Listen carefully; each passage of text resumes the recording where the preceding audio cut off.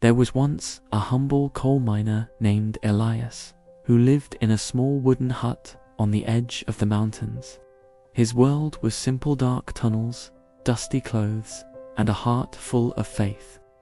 Elias lived with his wife Myra and their young son Jonas, a frail child who often fell sick. The little family survived on whatever Elias earned from long, tiring days in the mine, but despite the hardship, Elias had something powerful inside him, unshakable faith in God. Every morning before leaving for work, Elias lit a small candle, bowed his head, and prayed, "Lord, keep me steady. Give me strength for today. I trust your plan even when I cannot see it." And with that, he walked into the deep, cold tunnels, a miner with faith in his eyes. At the mining site, many workers teased Elias for his beliefs. "Faith can't feed your family," one of them mocked. "You pray every day, but look at you still poor," said another. But Elias only smiled softly and replied, "God's timing is perfect. My job is to trust. His job is to provide." He worked quietly, never arguing, never complaining. His pickaxe hit the walls with rhythm, as if powered by hope.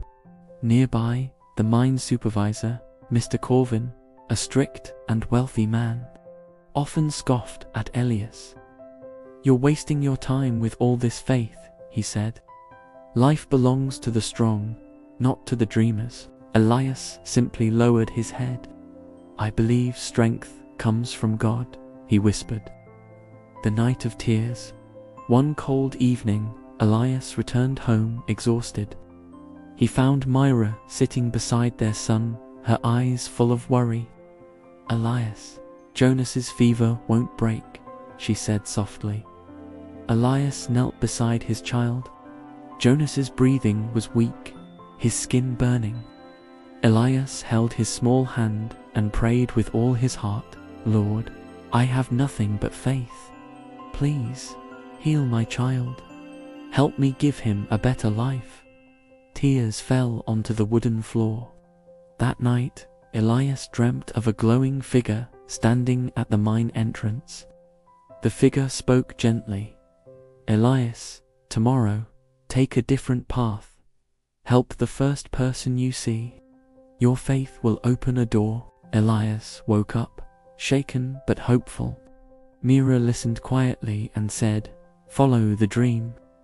God speaks in many ways. A small act, a big test." The next morning, instead of walking straight to the mine, Elias took the long path through the forest. Along the way, he saw an old woman sitting by the road, cold, hungry, and barely able to stand. Elias only had one piece of bread, the only food he carried for the entire day. He hesitated, then smiled.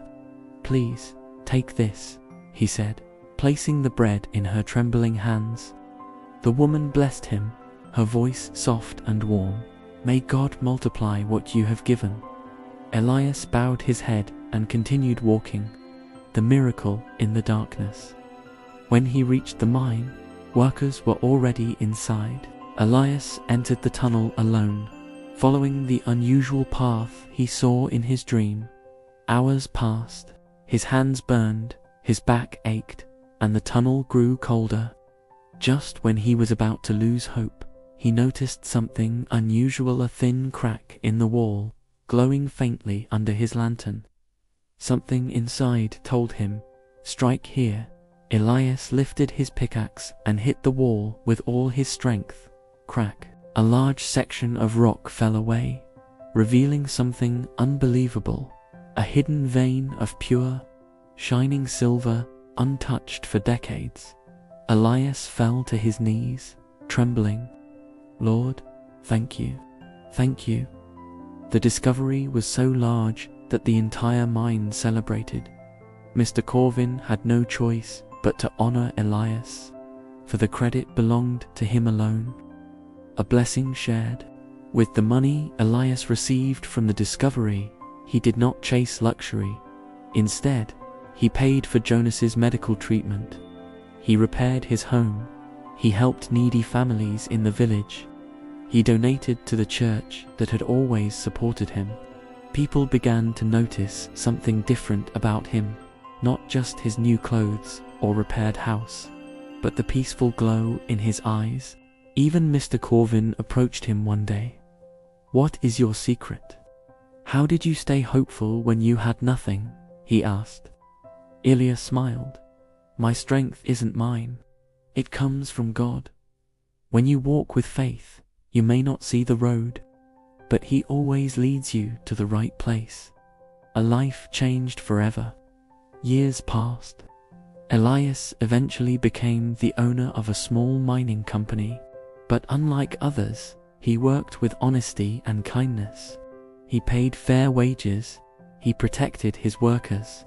He prayed every morning, just as he always had.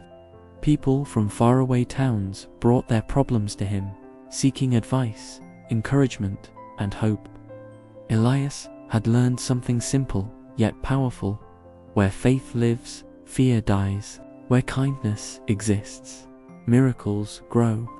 And where God is trusted, even the humblest miner can shine brighter than silver.